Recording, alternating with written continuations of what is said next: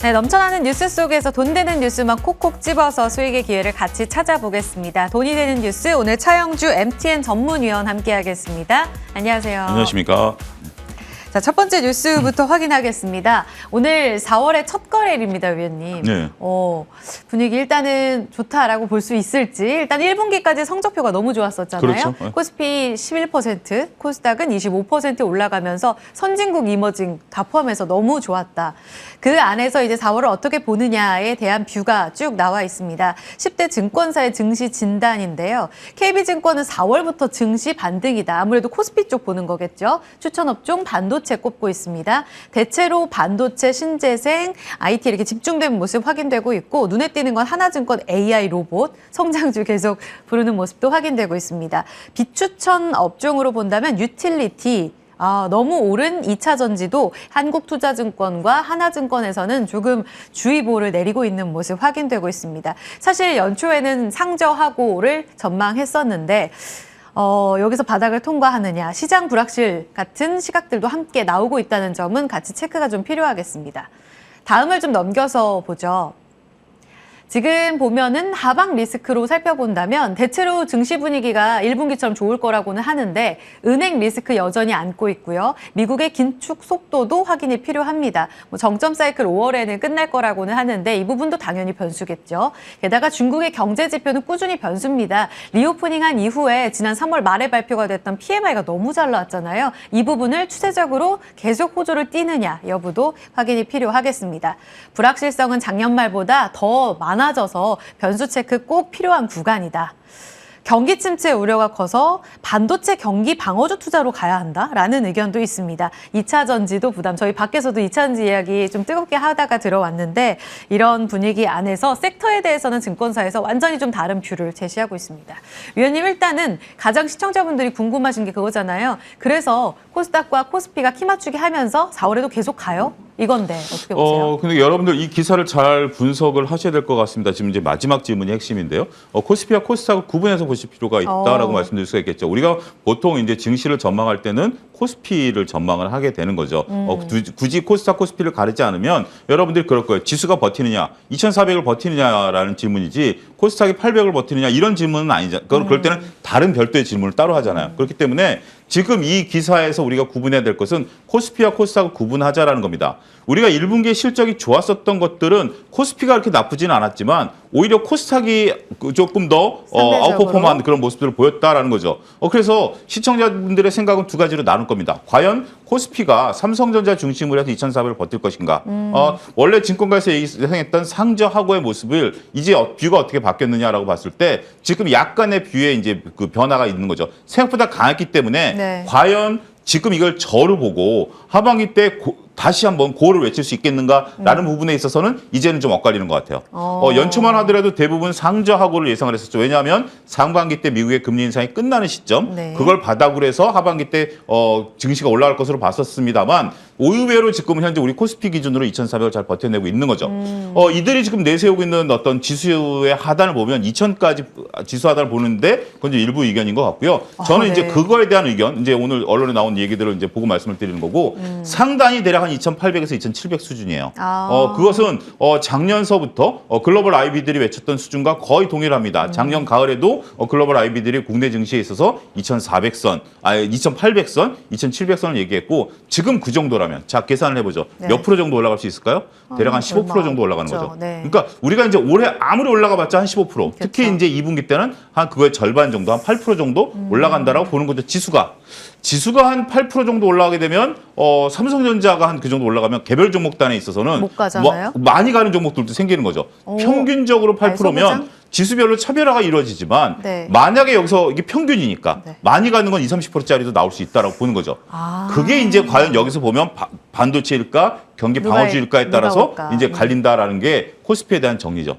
코스닥으로 넣으면 좀 얘기가 달라집니다. 지금 이제 코스닥 같은 경우는 여기에 대해서 지금 많은 이제 증권가에서는 더 이상의 전망이 여기 빠져 있잖아요. 그쵸. 이제 코스닥에 대해서는 전망이 어렵다라고 보는 거고 연구 좀 2차 전지는 풀었으니까. 코스피와 코스닥이 같이 맞물려 있는 부분들이 있습니다만 여기에 대해서는 여전히 증권가에서, 그러니까 이제 증권가라고 한다라면 증권 회사의 애널리스트 분들에 있어서는 여전히 우려의 목소리를 나타내고 있다라고 보는 거죠. 밸류에 대한 부분들, 이게 이제 성장성에 대한 부분들을 좀 얘기를 하는 것들이 아니라 잠깐 쉬어갈 수도 있고 밸류가 높을 수도 있고 이러한 경계의 목소리는 계속해서 얘기를 하고 있는 거죠. 네. 맞고 틀리고의 문제로 접근하셔서는 절대 안 됩니다. 그들의 의견이고요. 그들의 의견도 우리가 한번 꼼꼼히 논리를 추적해 볼 수 있는 거죠. 자, 코스피 같은 경우 지수가 이렇게 안정되면 오히려 코스닥은 좋은 거죠. 맏형이 딱 지지선 역할을 해주면 동생은 마음대로 뛰어놀 수가 있죠. 오히려 우리가 여러분들 제가 몇 번 MTN에서 말씀드렸던 것처럼 코스피가 2,300을 향해서 내려간다? 그럼 코스닥이 이렇게 뛰어놀 수 있었을까요? 조금 얘기가 달라질 수도 있겠죠. 마당을 안 마련해 주기 때문에. 그렇죠. 물론 이제 그거는 이제 가정법이지만 네. 그래도 우리가 그동안에 일부 이제 분들이 지수는 보지 마라라고 얘기할 수 극단적인 얘기를 할 수 있을 정도로 지금 지수를 안 봐도 될 정도로 너무 좋은 시장을 연출을 지수가 해줬던 거예요. 맞아요. 안 봐도 될 정도로 했었지 이게 걱정거리였다라면 우리가 공기 중에 산소를 걱정하게 된다라면 숨을 못 쉬는 상황이죠. 예. 공기를 그거 신경 안 쓰고 숨을 자유롭게 쉴 수 있다기 때문에 공기 신경 쓰지 마라고 얘기하는 논리의 역설이 생기는 거죠. 그런 부분들을 여러분들이 보시게 된다면 어찌됐든 증권가에서는 작년에 예측했던 올해 뷰라든지 1분기 뷰가 약간 좀 이렇게 변화가 좀 생기고 있는 것 같아요. 나름대로 올해 증시가 그렇게 나쁘지는 않을 것 같다. 물론 이제 나쁘지 않다는 거와 올라가는 건 좀 별개의 문제지만 여기서 하방 리스크를 걱정할 단계는 아니다라고 보는 그 시각을 우리가 읽어내야 되지 않을까 싶습니다. 네, 2,800을 끌고 갈 것이 정말 반도체이냐, 또 다른 주도주가 나오느냐, 여부는 이제 4월의 흐름에 또 맡겨봐야 될 문제입니다. 다만 2차 전지에 대한 증권사들의 이런 주의보 발령이 있었다는 점은 우리가 꾸준히 좀 체크를 해봐야 될 것 같습니다. 자, 변수들까지 체크해봤고요. 다음 뉴스로 그럼 넘어가서 살펴보겠습니다. 그래서 주도주가 누가 되나요?에 대한 질문에 있어서 2차 전지 이야기를 안 할 수가 없습니다. 이번에 두 번째 뉴스로 봐야 될 것 같은데 지난 주말 사이에 미국 IRA 세부 지침 발표됐습니다. 사실 이 시간대 저는 이제 애청하는 애청자로서 많이 봤는데 많이 다뤄주셨었잖아요.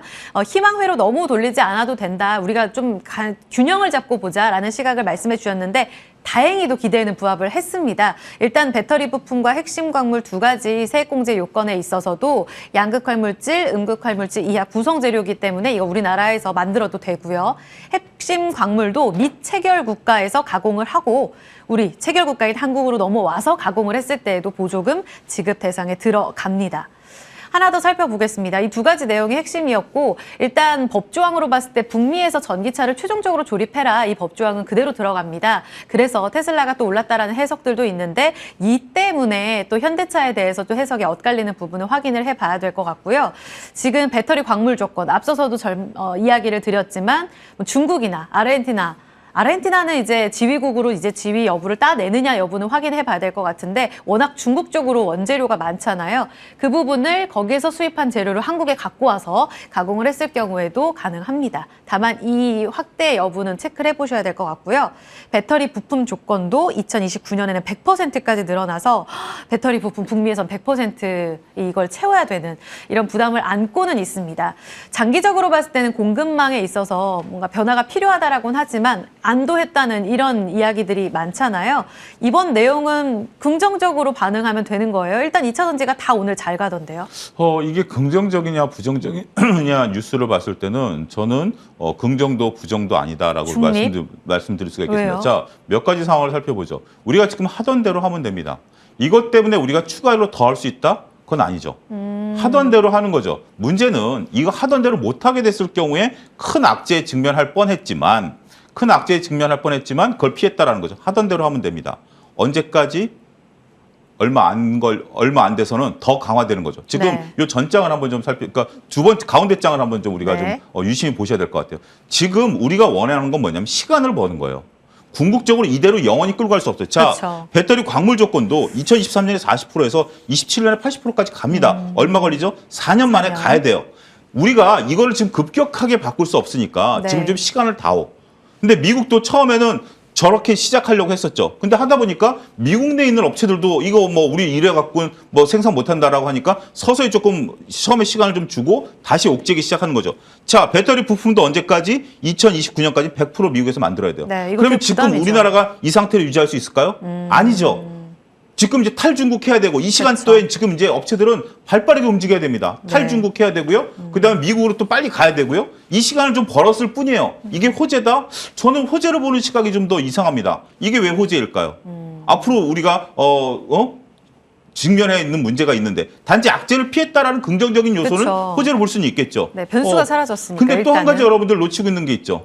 이게 발표되기 지난주에 일본과 미국이 FTA를 체결하지 광물 않았습니다만 그 무역 협정을 맺으면서 협정 맺었어요. 일본산에 대해서는 무관세로 왔다 갔다 한다라는 것까지 발표했어요. 네. 따라서 우리가 이제 그건 어떻게 보면 굉장히 놀라운 사건이에요. 아. 이 조건은 언제든지 바뀔 수가 있어요. 미국이 만든 법이기 때문에.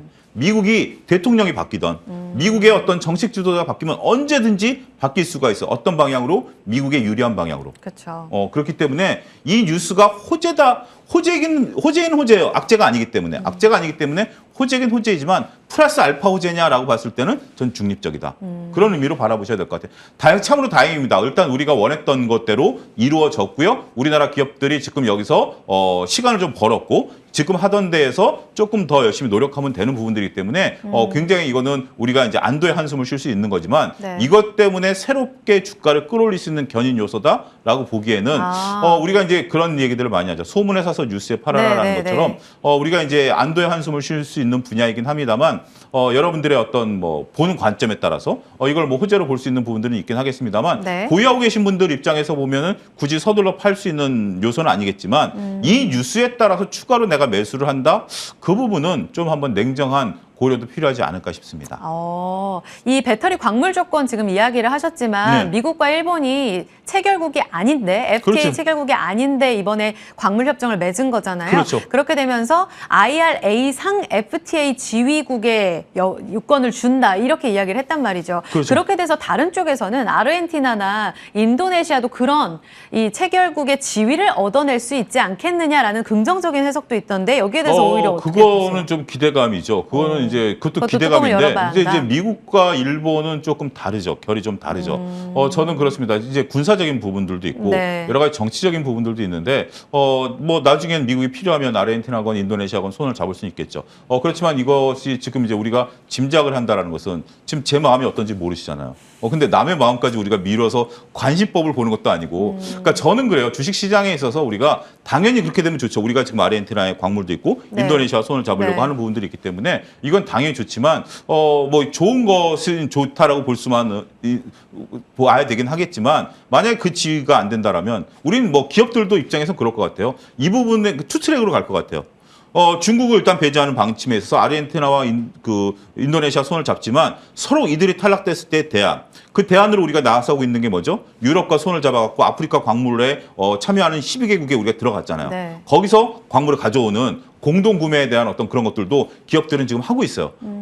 그런 부분들까지 여러분들이 읽어내신다면 2차 전지에 대해서는 많은 것들이 오픈되어 있는 상태인데 내가 어떻게 바라보느냐죠. 네. 이걸 긍정적인 뉴스로 여전히 바라보시면서 이 소식은 영원할 거다라고 보시는 분들도 있고 그럼에도 불구하고 주가에 따라서 움직임을 보시는 분들도 있다. 이거는 제가 볼 때는 어느 누구 맞고 틀리고 앞서도 자꾸 이렇게 표현을 좀 드리는데 요즘은 네. 왜냐하면 너무 극명하게 보시는 분들이 있기 때문에 맞아요. 저는 제가 지난번에 드렸던 이소부화를 다시 한번 말씀드리겠어요. 여우와 두루미예요. 서로 간에 물을 마시려고 하지만 어떤 사람은 뾰족한 봉오리로 대야만 물을 마시고 어떤 사람은 몽툭한 입으로 물을 마시고 있다. 둘 다 맞고 틀리고의 문제는 아니죠. 다른 거죠. 방법이 다르다. 그렇죠. 그렇기 때문에 지금 2차 전지를 보는 시각은 다르다라는 점을 여러분들이 저는 이 점을 예를 들어드리는 게 이렇게 많은 분들이 관심 갖고 하는 좋은 뉴스가 왜 지난 4분기에는 반영이 안 됐을까요? 지난 4분기 뉴스와 지금 뉴스가 달라진 게 있을까요? 근데 왜 그때 당시에는 지금 이렇게 2차 전지에 대해서 강력 스트롱바이를 외치던 분이 왜 지난 4분기에는 조용하셨을까요? 저는 그 점에 대해서도 여러분들의 냉정한 시각도 필요하지 않을까 싶습니다. 수급의 질적인 측면에 있어서 여러분들은 어떤 해석을 하고 계십니까? 이렇게 스스로 좀 자문을 해보시면 좋을 것 같습니다. 워낙 좋은 것만 보고 싶은 그런 뉴스의 분위기잖아요. 따라서 이런 부분에 대해서 해석의 여지가 다르다는 부분은 우리가 꾸준히 좀 체크를 해봐야 될 것 같습니다. 이 시간에 계속 중립적인 입장을 네. 주시기 때문에 해석 계속 부탁드릴게요. 다음 뉴스 마지막으로 좀 간단하게 살펴보겠습니다. 오늘 건설주가 잘 갑니다. 코스피 안에서도 정말 외롭게 소외를 받았었는데 네. 작년부터 미분양이 꾸준히 늘어났었잖아요. 뭐 전세 사기라든지 부동산 분위기 너무 안 좋았습니다. 그런데 바닥을 찍는 이런 분위기가 나오고 있습니다. KLX 건설 지수가 일단 바닥 찍고 올라오고 있고요. 2월에 미분양이 좀 줄어들었다고 합니다. 이렇게 주택지표가 개선이 되는 건가?에 대한 물음표를 찍었을 때 여전히 PF라든지 연체율 늘어나면서 좀 불안한 부분들은 많이 있잖아요. 안도해도 되는 뉴스라고 보세요? 첫 번째 그래프를 보시면 우리가 이제 그래프와 통계의 오류다라고 좀 말씀을 좀 드리고 나쁘다라는 게 아니라 자 여러분들 통계의 볼 때 오류다. 첫 번째 부분을 볼 때 예. 바닥에서 500에서 지금 600까지 올라오면 한 20% 오른 거죠. 그쵸? 20% 오른 거죠. 네. 지금 520에서 640면 굉장히 많이 오른 네네네. 거죠. 근데 이전에는 얼마큼 떨어졌는지가 없는 거죠. 그렇죠? 이전에 얼마큼 떨어졌는지가 없기 때문에 이 그래프 제가 이제 약간의 오류다 이제 우리 네. 통계인데 나쁜 건 아니에요. 근데 1월부터 이렇게 바닥을 찍었었던 이유 중에 하나가 1월부터 그 급매물이 해소가 되기 시작했었어요. 그리고 이때 당시에 이게 지금 KRX 지수라는 게 주가 지수의 모음이잖아요. 그때 네. 당시에 건설주들이 약간의 반등세를 나타냈었던 것들이 사실입니다. 근데 지금 이제 건설 미분양이라든지 이런 것들은 급매물 소화 이후에 다시 지역에 따라 좀 다르다라는 건데 특히 자 지방. 건설주 같은 경우 저는 순환매 차원의 접근이 좀 필요하다라고 봐요. 어떤 뚜렷한 이슈 우리가 미분양 뭐 이런 부분들보다 일단 일부 건설사들 같은 경우는 해외 플랜트에 대한 어떤 수출에 대한 트리거들 네. 삼성 엔지니어링이라든지 현대건설 같은 경우 플랜트 수출에 대한 트리거들 DLENC 뭐 이런 것들이 있는 상황인데 오늘은 GS 건설이라든지 이런 것들이 다 같이 올라가는 거기 때문에 하나의 순환매 차원에서 접근하셔야 된다. 하지만 네. 왜냐하면 지금 이제 코스피가 2,400 바닥을 확연히 찍어가는 모습에서 지금 가장 못 올랐었던 업종 중에 하나가 건설 업종이죠. 건설, 네. 그렇기 때문에 그러한 것들에 대한 수급의 네. 쏠림 현상 이런 것들도 같이 보셔야 되지 않을까 싶습니다. 간략하게 맨 밑에 시멘트 볼게요. 이 네. 시멘트가 지금 거의 뭐 쇼티지라고 합니다. 네. 없어서 지금 건설 시장에 건설 시공하는 업체들이 계속 기다려야 된다고 해요. 네. 그러면서 계속 지연되고 밀리고 이런 상황들이 계속 진행이 되는데 시멘트 몇몇 종목들이 최근에 바닥을 쳤잖아요. 네. 건설 이런 전방 산업에 대해서는 아직 완전히 좋지는 않다라고 신호를 주셨는데 건설재 쪽의 시멘트는 반등 이 부분 어떻게 볼까요? 건설 쪽들은 지금 이제 우리가 코로나 때문이라든지 아니면 조금 뒤늦게 이제 공사가 재개된 부분들이 있기 때문에 네. 시멘트가 쇼티지면 어디가 수혜고 어디가 피해죠? 시멘트 업종은 시멘트. 수혜주고 건설 업종은 피해죠. 왜냐하면 왜냐하면 비싼 가격에 사와야 되니까. 그렇다고 해서 가격을 진짜 쇼티지가 난 상황에서 안 갖고 오면 당장 아파트가 못 공사가 안 올라가고 되죠. 네. 그렇다고 해서 아파트 분양가를 다시 올리나요? 시멘트 가격이 올라갔으니까 1,000만 원 더 내세요 할 수 있나요? 안 되죠. 그걸 다 건설사가 흡수해야 되죠. 네. 따라서 이런 뉴스는 여러분들이 보시면 시멘트 업계는 호재지만 건설사들은 악재겠구나. 우리가 코로나 국면에서 그랬죠. 철근 업체들이 철근 납품을 중단했었죠. 그걸 받아들이면서 지금 어떻게 됐죠? 다시 재개발 재건축하는 그 건설사들이 조합원들에게 몇 천만 원에서 몇 억까지 추가 부담을 시키고 있는 거 아니겠습니까? 네. 그러면서 지금 재개발 재건축이 멈춰 있는 거죠. 네. 이런 부분들까지 여러분들이 뉴스를 종합적으로 보셔야 되지 않을까 싶습니다. 그럼 시멘트는 더 가는 거예요? 일단 바닥을 찍었다라고 한다면 가격 인상을 이제 네. 건설업체들이 얼마큼 받아줄 수 있을지 가격 인상을 받아준다면 그때 새로운 트리거가 될 가능성이 있다. 이렇게 말씀드리겠습니다. 알겠습니다. 여기까지 뉴스 확인해봤습니다. 돈이 되는 뉴스 차영주 MTN 전문위원과 함께했습니다. 고맙습니다. 감사합니다.